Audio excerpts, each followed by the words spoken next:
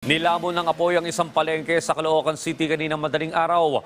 Mga negosyante problemado kung paano makakabangon dahil naabo ang kanilang mga kabuhayan. Si Bien Manalo sa detalye live. Bien? Audrey, nabulabog ang mga residente dito sa Caloocan City kaninang madaling araw dahil nilamon ng apoy ang isang palengke. Lugmok naman ang mga negosyante dahil literal na naabo ang kanilang mga negosyo. Nagsisigawan ang mga tao nang sumiklab ang sunog sa isang palengke sa barangay 185 Caloocan City kagabi. Maya-maya pa'y isang pagsabog ang narinig mula sa nasusunog na lugar.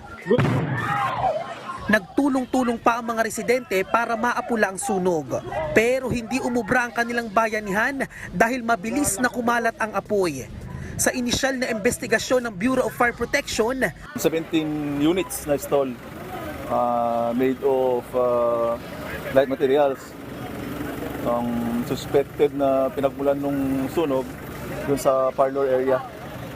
Pero under investigation pa po. Siniguro ng BFP na sapat ang kanilang truck at tubig para mapabilis ang pag-apula sa apoy. Nanigurado lang kami na may supply ng tubig kasi nga mahina po ang tubig sa hydrant.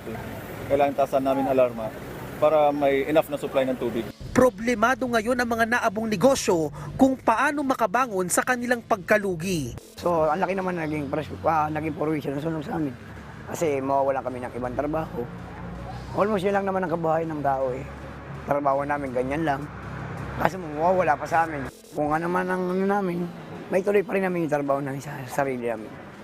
Hanggat kaya namin magtiis na ako ng gagawin namin, may gagawa namin para sa aming mga kaibigan.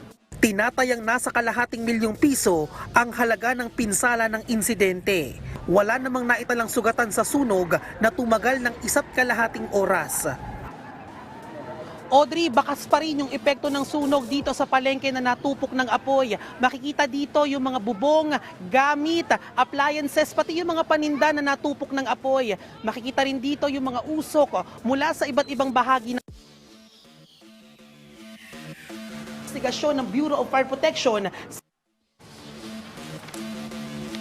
Maraming salamat, Bien Manalo.